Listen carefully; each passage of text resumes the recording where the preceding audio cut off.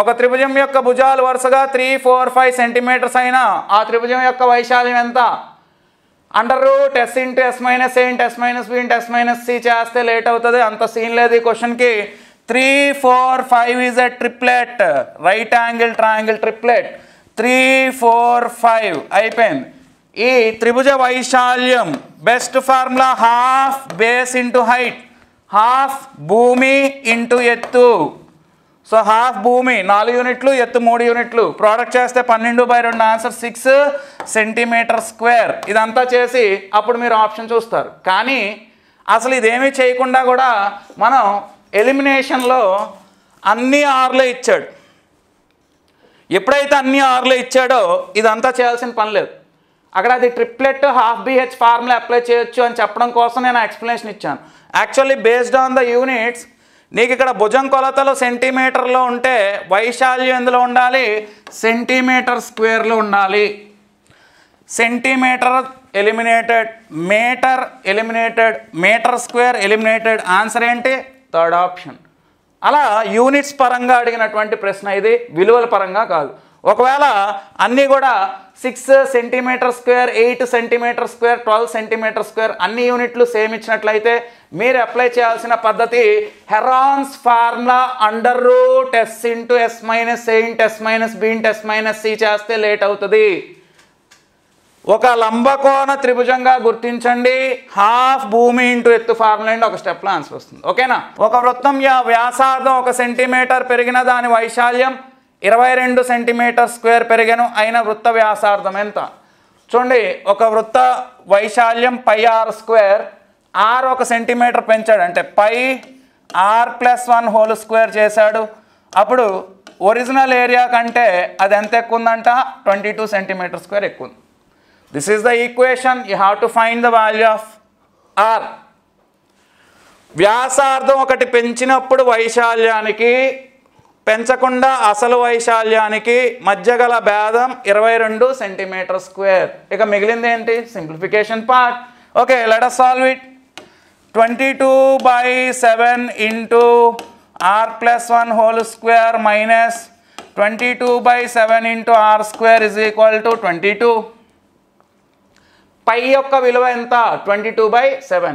So 22, 22, 20 అనేవి 22 common, 1 time cancel అవుతుంది. ఈ 7 అటు వెళ్ళిపోతుంది. r+1 whole square minus r square is equal to 7.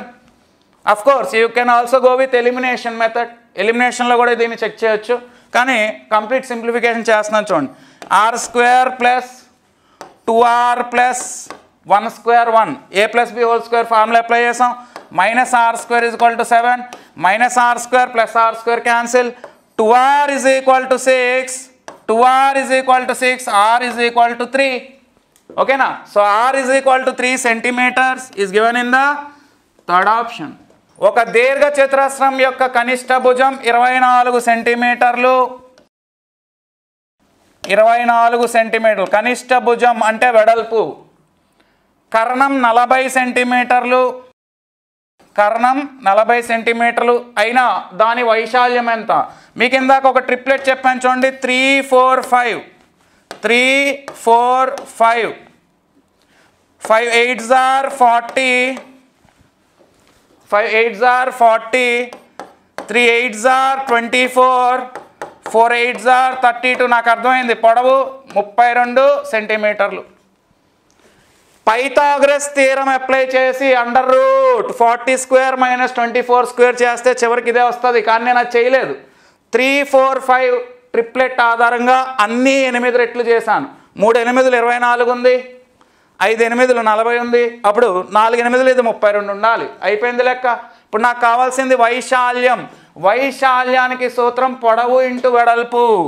So వైశాల్యం ఇజ్ ఈక్వల్ టు పొడవు 32 ఇంటూ వెడల్పు 24. దీన్ని సింప్లిఫై చేస్తారు. ఓకేనా?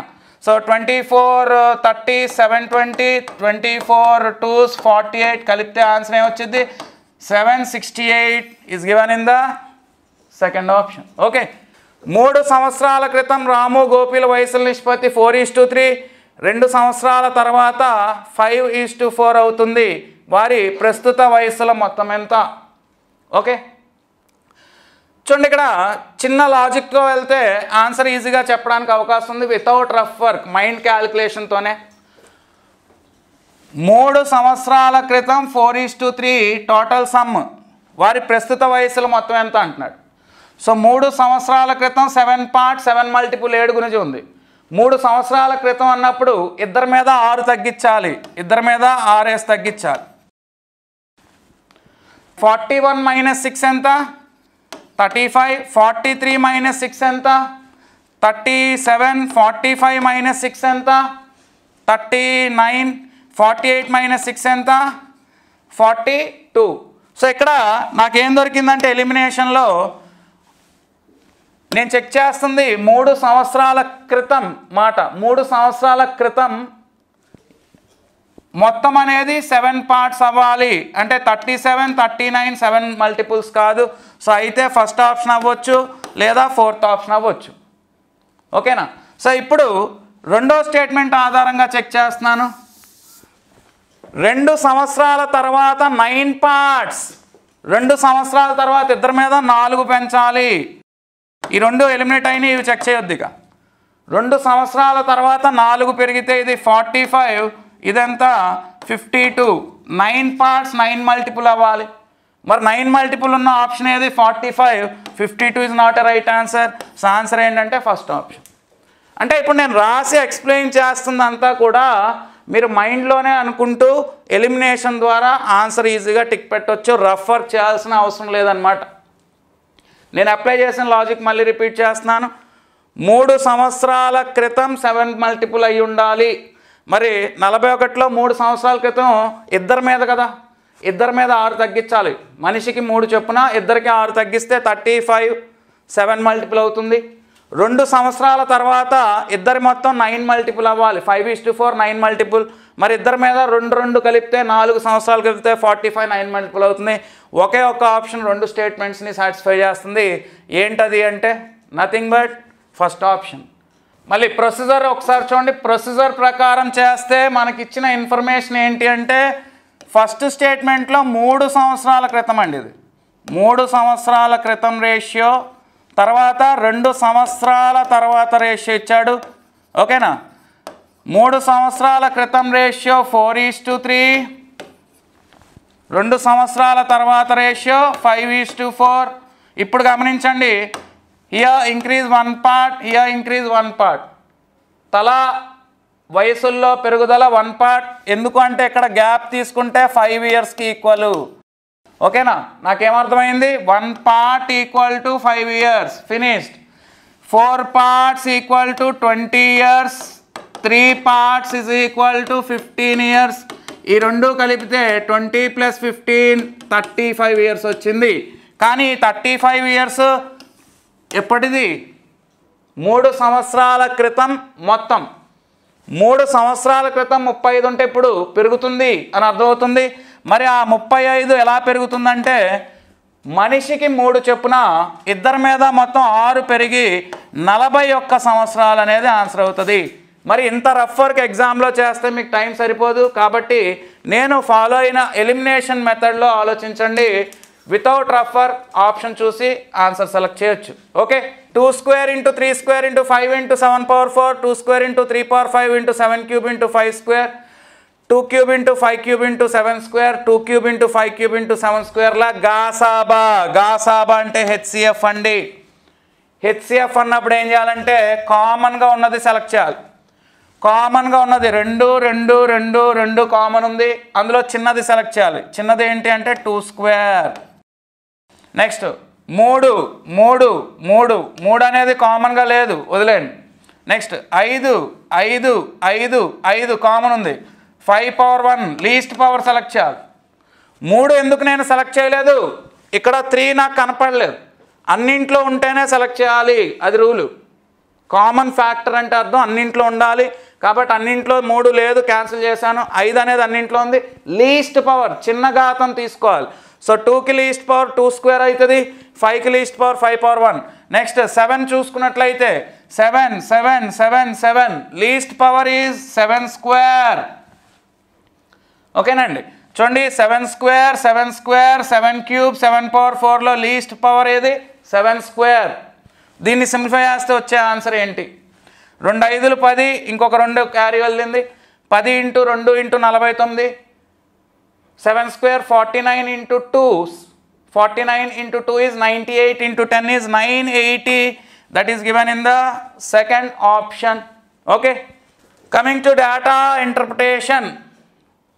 డేటా ఇంటర్ప్రిటేషన్ కూడా ఖచ్చితంగా ప్రతిసారి మినిమం 3 మార్క్స్ గ్యారంటీగా అడుగుతున్నాడు. ఓకే, సో ఇక్కడ మీకు ఒక టేబుల్ ఇవ్వడం జరిగింది.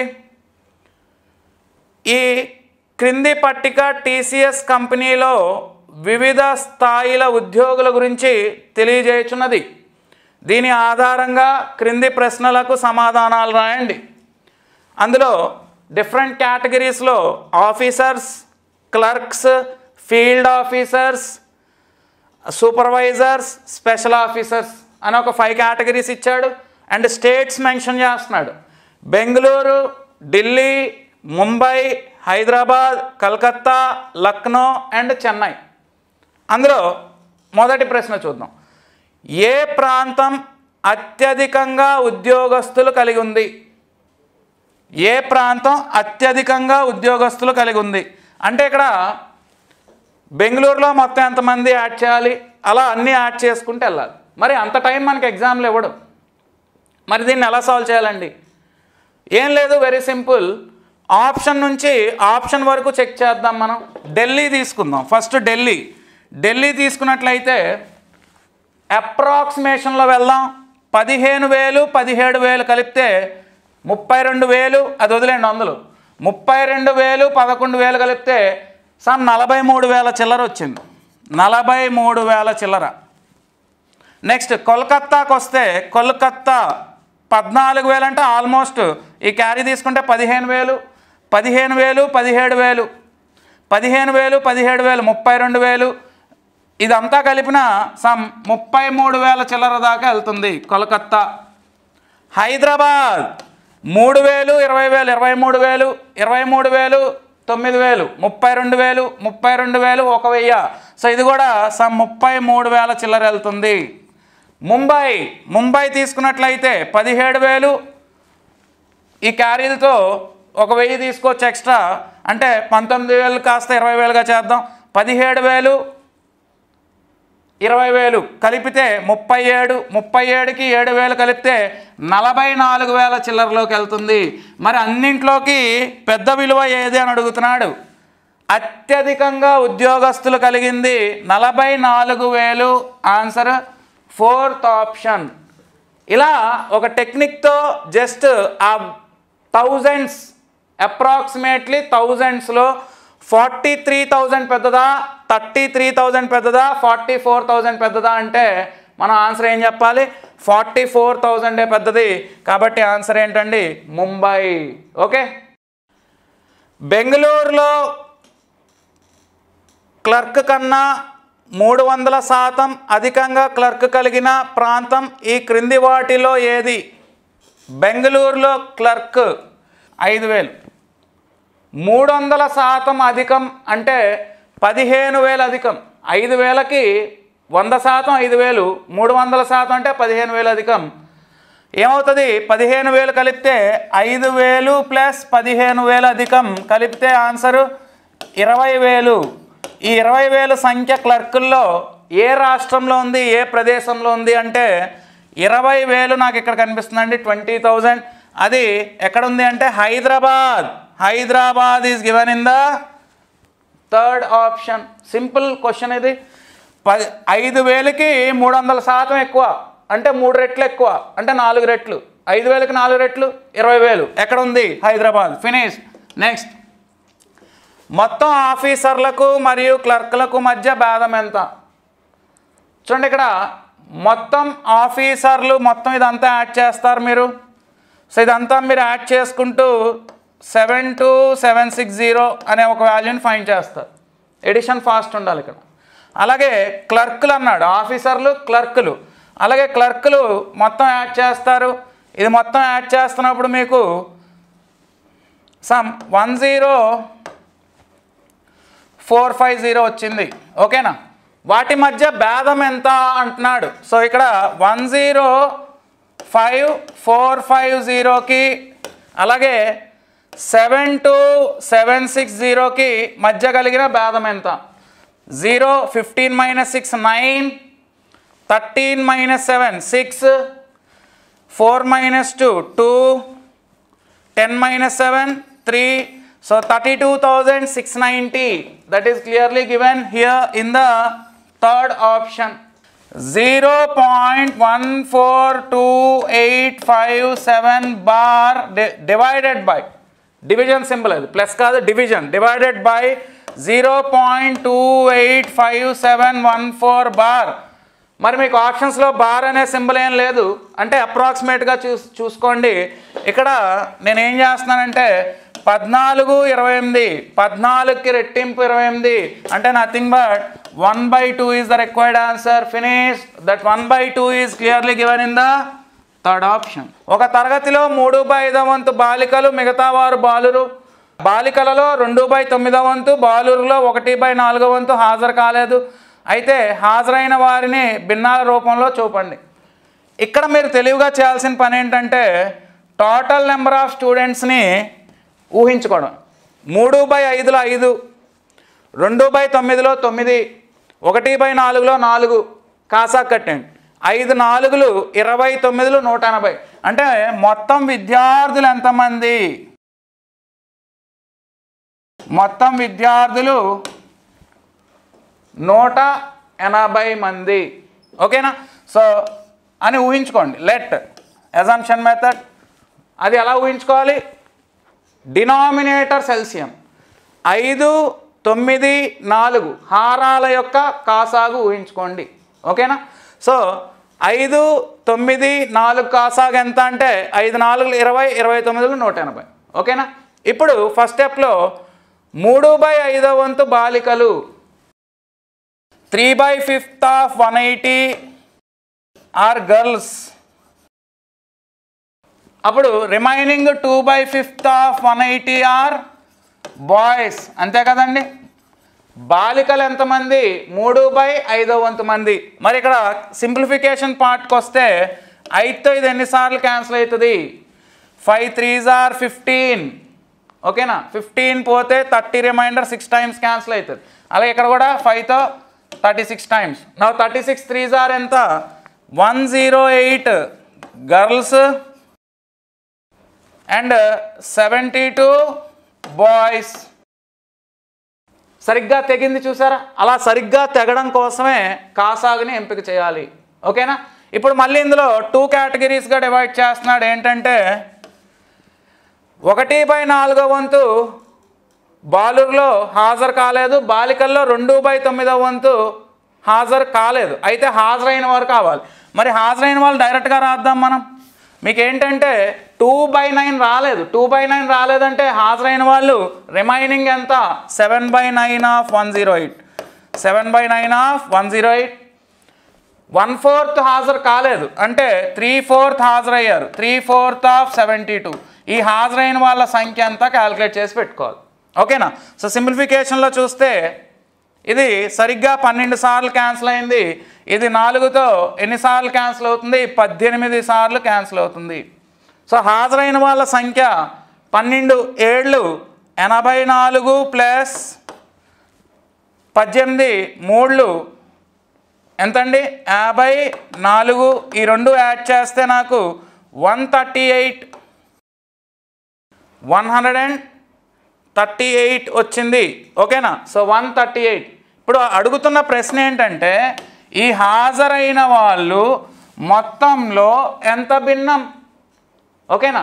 హాజరైన వాళ్ళు 138, మొత్తం 180లో ఎంత భిన్నం? 6 ఎక్కంతో కొట్టండి. 6 2 12 పోతే 6 3. అలాగే ఇక్కడ 6 30. So 23/30 is given in the first option. X అనుకొని స్టార్ట్ అయితే ఇది చాలా పెద్ద లెక్క అయ్యేది.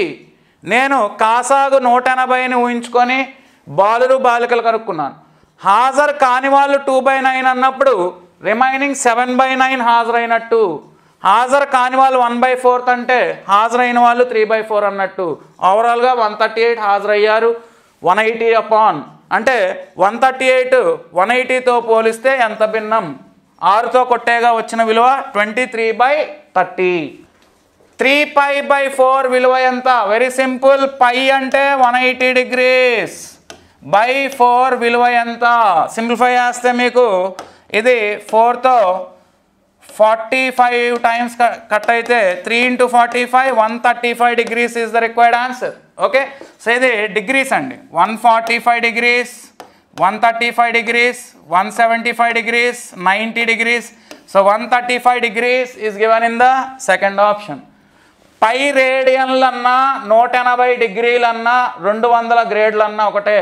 Again I repeat, pi radians is equal to 180 degrees is equal to 200 grades. ఈ రిలేషన్ ట్రిగ్నామెట్రీ బేసిక్స్లో మనం డిస్కస్ చేసుకునేది. Okay, next tan square 45 degrees plus cot square 45 degrees. tan square 45 1 square, tan 45 1 కదా, 1 square plus cot 45 1 square, 1 square plus 1 square, 1 plus 1 value is 2. Second option. Question number 96. ఈ క్రింది వాటిలో తప్పుగా జత చేయబడిన దాన్ని గుర్తించండి. సో ఫస్ట్ ఆప్షన్లో అంకగణిత సగటు, సెకండ్ ఆప్షన్ మధ్యగతం, థర్డ్ ఆప్షన్ బాహుళకం, ఫోర్త్ ఆప్షన్ వ్యాప్తి. ఒకటే గుర్తుపెట్టుకోండి, ఎప్పుడన్నా ఈజీగా ఉన్నదాన్ని ఫస్ట్ ఫైండ్ అవుట్ చేయడానికి ట్రై చేయాలి. మనకు అన్నింటికంటే ఈజీగా చెప్పగలిగేది వ్యాప్తి.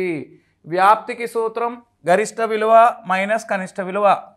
సో వ్యాప్తి ఈజ్ ఈక్వల్ టు గరిష్ట విలువ లార్జెస్ట్ మైనస్ కనిష్ట విలువ స్మాలెస్ట్. మరి ఇక్కడ లార్జెస్ట్ ఎంత ఉంది? 22 మైనస్ స్మాలెస్ట్ ఎంత ఉంది? 4. 22 మైనస్ 4 ఏమవుద్ది? 18 అవుద్ది. అంటే ఇక్కడ 16 అనేది తప్పుగా ఇవ్వబడింది. సో ఆన్సర్ ఏంటి? Fourth option. మిగతావన్నీ కరెక్టే. మీరు అవన్నీ చేసుకుంటూ కూర్చొని లాస్ట్ చెక్ చేస్తే టైం వేస్ట్ అవుతుంది. సో ముందు ఈజీగా వ్యాప్తి కనుక్కోవచ్చు కాబట్టి ముందు వ్యాప్తి మీద కాన్సన్ట్రేట్ చేయండి. Algebra important model. 2k minus 1/2k is equal to 6. 2k minus 1/2k is equal to 6 అయినా k² ప్లస్ 1/16k² అడిగాడు. సో ఏం లేదండి, దీన్ని నేను మొత్తాన్ని 2తో భాగిస్తే ఇక్కడ 2 క్యాన్సిల్ అయ్యి k మైనస్ /2 అంటే ఇది 1/4k అవుద్ది ఈజ్ ఈక్వల్ టు 2తో భాగిస్తే 3. ఇరువైపులా డివైడింగ్ బై 2, అటు ఇటు LHS and RHS both side divided by 2. 2తో భాగించినప్పుడు ఇది 2k/2k అయింది. ఇది /2 అంటే డినామినేటర్లోకి వెళ్ళింది. 6/2 3 అయింది. నా స్క్వేరింగ్ ఆన్ బోత్ సైడ్స్, ఇరువైపులా వర్గం చేస్తే నీకు కావాల్సిన ఆన్సర్ వచ్చేస్తుంది. ఫినిష్డ్. నా k² ప్లస్ 1/16k² మైనస్ ఏం సూత్రం అండి ఇది? a minus b whole square సూత్రం. a² plus b² minus 2ab. Minus 2ab చేస్తున్నాడు, k cancel, 2 × 1/4 value is 1/2 is equal to 9. ఈ 1/2 నాడు పంపించండి. Final answer is k² plus 1/16k² is equal to -½ అటు వెళ్తే +½ 9 + ½ value is 9.5. So that 9.5 is given in the third option. Okay, question number 100. x < 0 మరియు y < 0 అయిన x, y అను బిందువు ఏ పాదంలో ఉంటుంది? చూడండి, మనకి నిలువుగా గీసినటువంటి రేఖ y అక్షం, అడ్డంగా గీసినటువంటి రేఖ x అక్షం. సో ఇక్కడ x అక్షం ఇటుపక్క ఇదంతా ధనాత్మకం ఉంటుంది. ఇటు సైడ్ వస్తే రుణాత్మకం నెగిటివ్ ఉంటుంది. ఓకే, అదే y అక్షంలో పైన అంతా ధనాత్మకం, కిందన అంతా రుణాత్మకం. ఓకేనండి, ఇది 4 పాదాలు. ఇది ఫస్ట్ పాదం Q1, Q2, Q3 and Q4. అక్కడ ఇచ్చినటువంటి దత్తాంశంలో x < 0 అన్నాడు. x < 0 అంటే ఇటు వచ్చేసాం. అండ్ y < 0 అన్నాడు. y < 0, x < 0. x నెగిటివ్ ఉండాలి, x అనేది రుణాత్మకమై ఉండాలి, y అనేది ధనాత్మకమై ఉండాలి. అది ఎక్కడ ఉంటుంది అంటే 2వ పాదంలో ఉంటుంది. కాబట్టి ఆన్సర్ ఏంటి? Second option.